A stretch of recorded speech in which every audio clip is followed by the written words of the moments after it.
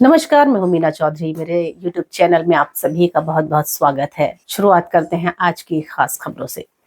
भारत के 12 मराठा सैन्य जिलों को मिला विश्व धरोहर का दर्जा। सैन्य इतिहास को अंतर्राष्ट्रीय मान्यता। भारत के गौरवशाली सैन्य इतिहास को बड़ी अंतर्राष्ट्रीय मान्यता मिली है। यूनेस्को ने हाल ही में महाराष्ट्र के 12 मराठा सैन्य जिलों को विश्व धरोहर सूची में शामिल किया है। यह फैसला मराठा साम्राज्य की सैन्य रणनीति, किले निर्माण की वास्तुकला और ऐतिहासिक योगदान को सम्मान देने के उद्देश्य से लिया गया है।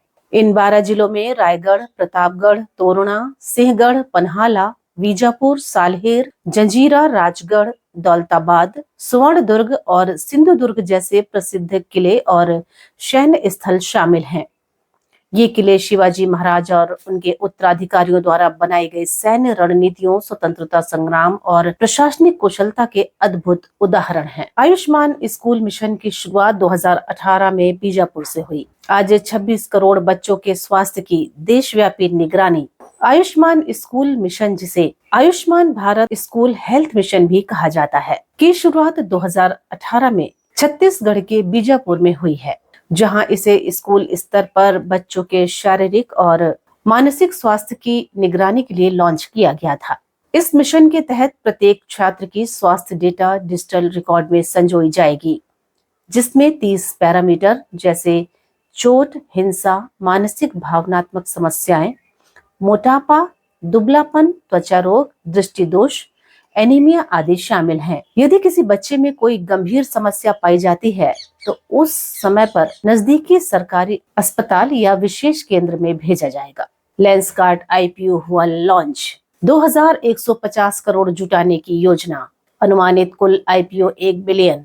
लेंसकार्ट के शेयर धारकों ने 26 जुलाई 2025 को अपनी वार्षिक आम बैठक में 2150 करोड़ की ताजा इक्विटी जारी करने वाले प्रस्ताव को मंजूरी दे दी है, जो कंपनी के ताजा आईपीओ का हिस्सा होगी। कुल आईपीओ का आकार 1 बिलियन लगभग 8,500 करोड़ रुपए तक पहुंच सकता है। शेयर धारकों की मंजूरी से आईपीओ प्रक्रिया को महत्वपूर्ण गति मिली है, जिससे लेंसकार्ट जल्द ही सेबी को डीआरएसपी फाइल कर सकता है।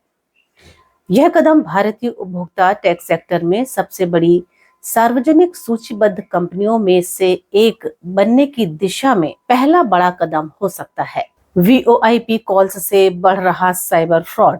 अलर्ट मोड में साइबर क्राइम सेल। देश भर में वॉइस ओवर इंटरनेट प्रोटोकॉल के जरिए हो रहे ऑनलाइन फ्रॉड में अचानक तेजी आई है। ठग अब पारंपरिक मोबाइल नंबरों की बजाय +697 +689 जैसे अज्ञात अंतरराष्ट्रीय नंबरों से कॉल कर रहे हैं और खुद को बैंक, पुलिस या सरकारी अधिकारी बताकर लोगों से ओटीपी, बैंक डिटेल्स और पर्सनल जानकारी हासिल कर रहे हैं।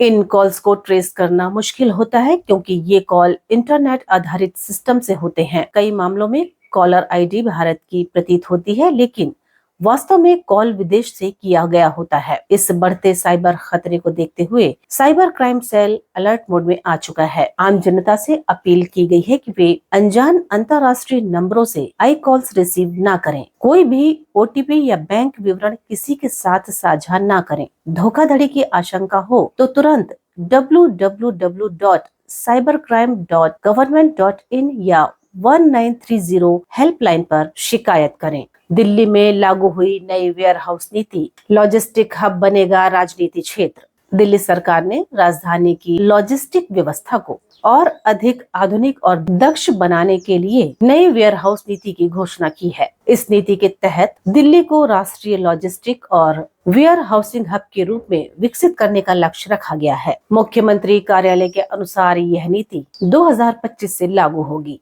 और इससे लाखों युवाओं के लिए रोजगार के अवसर भी खुलेंगे। और देश दुनिया की ताजा खबरों को देखते रहने के लिए जुड़े रहिए मेरे YouTube चैनल से। हम फिर हाजिर होंगे कुछ और खास जानकारियों के साथ। तब तक के लिए नमस्कार।